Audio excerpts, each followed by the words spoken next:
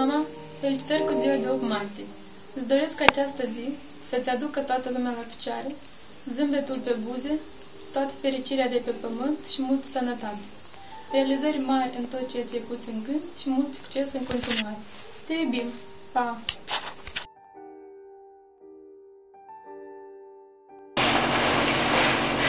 Doamnelor și domnilor, doamnelor și ceilalți, alții, felicitări!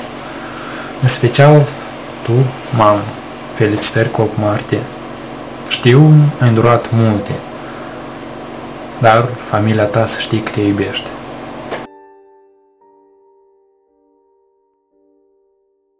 Mama, te iubesc, îți doresc mult sănătate și sănătoasă. Și multe succese. Felicitări de 8 martie. Felicitări de 8 martie. Fericiți cu 8 martie.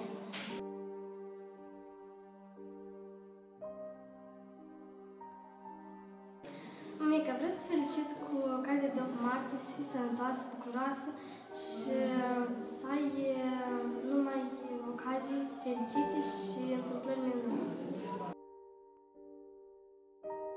De 8 martie îți doresc cu multă sănătate, bucurie din partea tuturor familiilor și fraților mei cei mai buni. Mult noroc și sănătate! Drag mamă, vreau să te felicit cu sărbătoarea de 8 martie, să urez multă sănătate, mult noroc, fericire, dragoste, multe împliniri pe plan profesional și fie ca această primăvară să-ți aducă tot binele din lume în viața. Bună, mamă! Felicitări cu 8 martie! Vreau să-ți urez multă fericire, sănătate, căci ai nevoie de ea și să știi că ți suntem alături. Te iubim foarte mult! La mulți ani, încă o dată! Ne vedem foarte curând!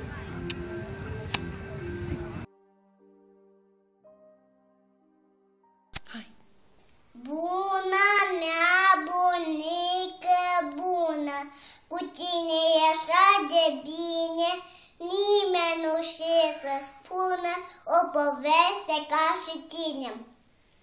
Uneori te supăr tare, dar tu știi că te iubesc.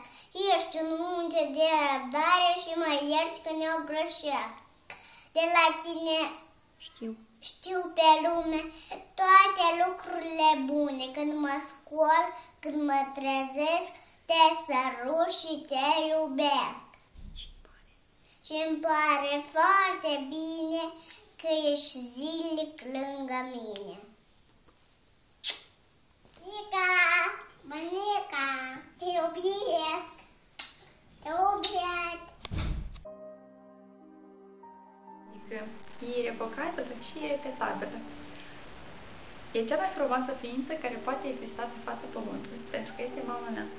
Atunci când vorbesc despre tine, mamă, mă podidesc lacrimile, pentru că tu ești cea care mi-ai dat viață, ai fost alături de mine în cele mai dificile clipe.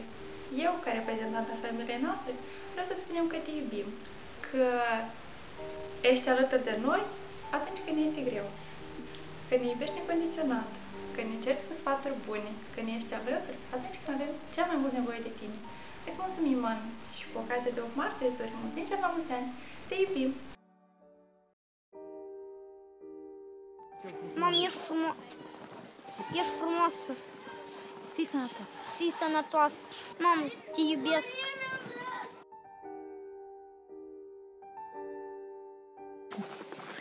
Mama, îți doresc multă sănătate și te felicit cu 8 martie. Mamă, îți mulțumesc că mă iubești și m-ai lăsat să iubesc și pe alții. La mulți ani! Mama este bună, mama poate să fie umilă, poate să fie harnică, poate să fie fericit de 8 martie. Te iubesc foarte mult. Ești prima persoană care i-am dedicat primul cuvânt. Ești prima persoană care m-a ținut de mână când a plecat prima zi la școală. Ești prima persoană a inimii mele. Felicitări cu 8 martie!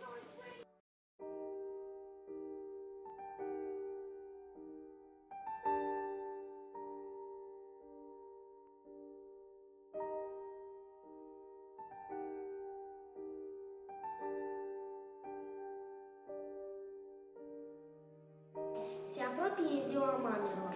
E 8 martie. Mama, eu îți doresc multă sănătate, să fii fericită, dragoste și iubire. Mamă, îți ferit cu 8 martie, îți doresc multă sănătate și sănătoasă.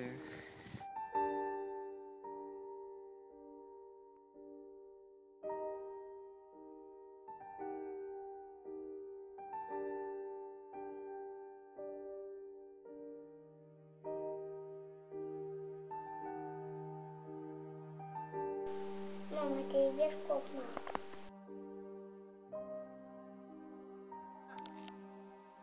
Dragă mamă, eu astăzi cu Mădălina te felicităm cu ziua de 8 martie.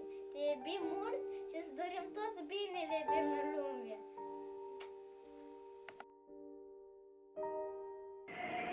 Chiar dacă ești departe, pentru o clipă vreau să-ți fiu aproape.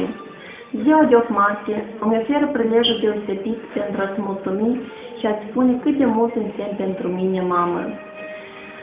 Vreau să-ți mulțumesc pentru tot ceea ce am învățat de la tine. Tu ai fost acea care m-a iubit fără să cer nimic în schimb.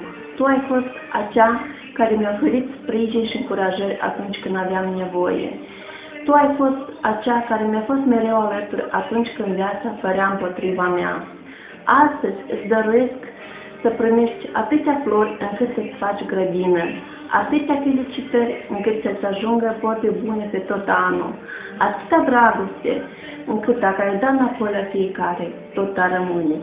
Pentru tot ce ai făcut și faci, te iubesc, scumpă mamă, și trimit acest mic buchet de flori și sper că să ajungă la tine în această zi frumoasă.